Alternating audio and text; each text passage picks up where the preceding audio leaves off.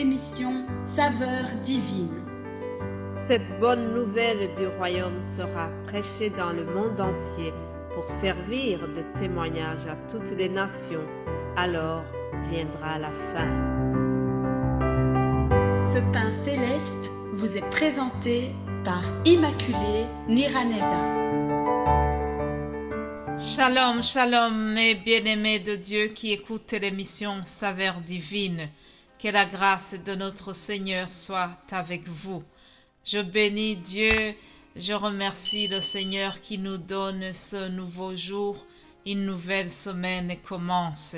Je vous propose de rendre grâce à Dieu dans une courte prière avant de continuer. Père Céleste, nous te louons, nous te rendons grâce. Merci pour le souffle de vie que tu nous donnes ce matin. Merci pour ta protection divine qui nous a accompagnés. Merci pour le bonheur et la grâce qui nous accompagnent. Malgré les difficultés de la vie, tu as été toujours avec nous. Tu combats pour nous, Seigneur. Tu es vraiment de notre côté et parce que tu es avec nous, nous savons que la victoire est assurée. Nous sommes entre tes mains, Seigneur, et nous voulons te remercier. Merci pour ta présence dans notre vie. Merci pour ta présence dans la vie de ma sœur et mon frère qui écoutent ce matin. Je te rends grâce, Seigneur, pour tout et je t'appelle pour que tu sois avec nous durant ce petit moment de partage avec ton peuple. Que chacun soit vraiment béni, que chacun soit restauré par la parole que nous allons partager. C'est au nom de Jésus-Christ que j'ai prié. Amen, amen. Chers amis, je vous accueille donc chaleureusement dans cette émission et je vous remercie, vous tous les fidèles de Saveurs divines, vous tous les passionnés de la parole de Dieu. Vous savez, cette œuvre, ce n'est pas quelque chose que j'ai moi-même initié. C'est un ministère qui m'a été confié. Je veux rappeler cela aussi. Si tu nous écoutes pour la première fois, sache que cette émission, cette œuvre d'évangélisation au travers Saveurs divines, ce n'est pas l'initiative d'une personne Immaculée Niraneza, non, c'est Dieu qui m'a mis cela à cœur à plusieurs reprises. Il m'a recommandé cela, j'ai beaucoup hésité. Cependant, le moment venu, j'ai écouté cette recommandation du Seigneur et donc c'est ainsi que 1er janvier 2020, la première émission est sortie. Je bénis Dieu qui a été avec moi durant toutes ces années. Bientôt, nous allons avoir les 5 ans déjà, 5 ans de Saveurs divines, chers amis. Je bénis Dieu pour cela. Cette œuvre doit continuer, que je sois là ou pas. C'est l'œuvre de Dieu, ce n'est pas l'œuvre d'une personne, ce n'est pas l'œuvre d'une équipe quelconque, c'est l'œuvre de Dieu qui doit continuer. En tant que visionneuse de cette œuvre, que je sois là ou pas, la parole de Dieu va continuer, l'œuvre de Dieu va continuer. Je l'espère, je sais que Dieu veille sur son œuvre. Alléluia. Celui qui a commencé cette œuvre, il va la continuer et bien la poursuivre jusqu'à l'avènement du Seigneur. Merci à vous tous qui soutenez l'œuvre d'évangélisation. Alléluia. Soyez bénis, chers amis qui priez pour l'émission Saveurs divines. Aussi, merci de prier pour l'évangélisation en général. Tous ces gens qui se donnent corps et âme pour partager l'évangile. Vraiment, nous avons tous besoin de vos prières. Ah, merci de continuer à prier pour cela. Alors, vous savez, l'évangile signifie bonne nouvelle, n'est-ce pas?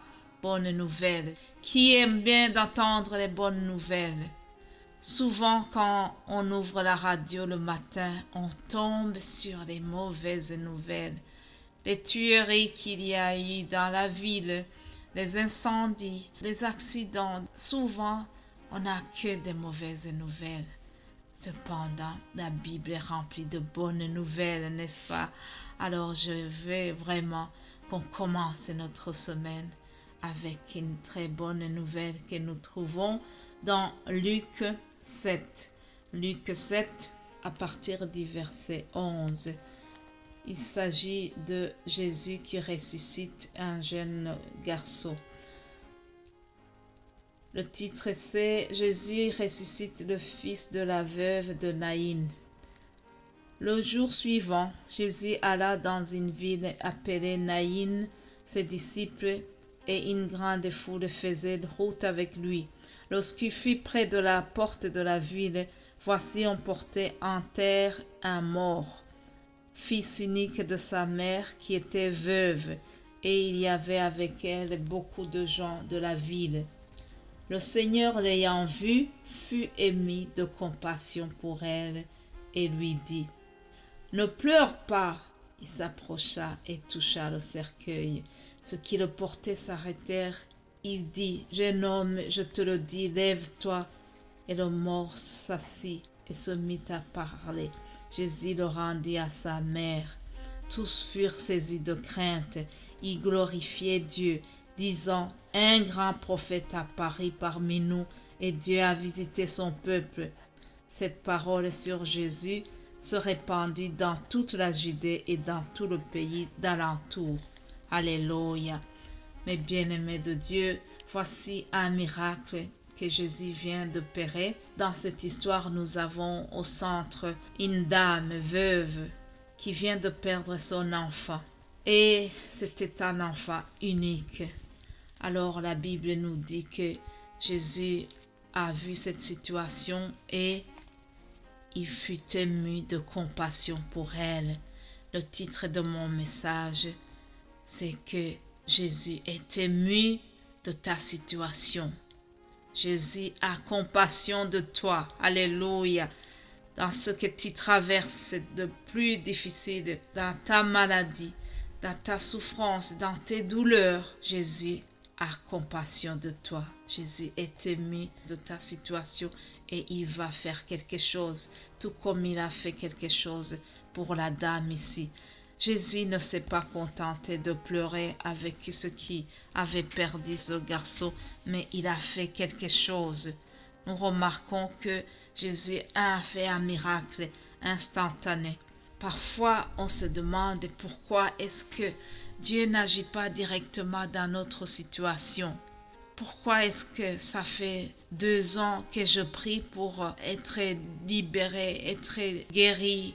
Pourquoi est-ce que tu peux prier pour quelqu'un pendant des années et finalement la personne décède? Pourquoi Jésus n'a pas agi comme tu pensais, comme tu l'avais souhaité?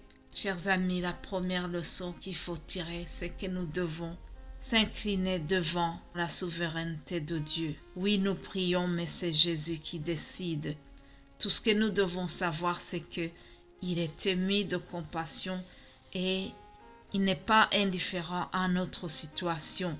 Oui, chers amis, rassurez-vous, Dieu veut nous consoler, Dieu veut nous rassurer, Dieu veut pleurer avec nous et surtout, il va agir, mais attention, il agit autant qu'il veut.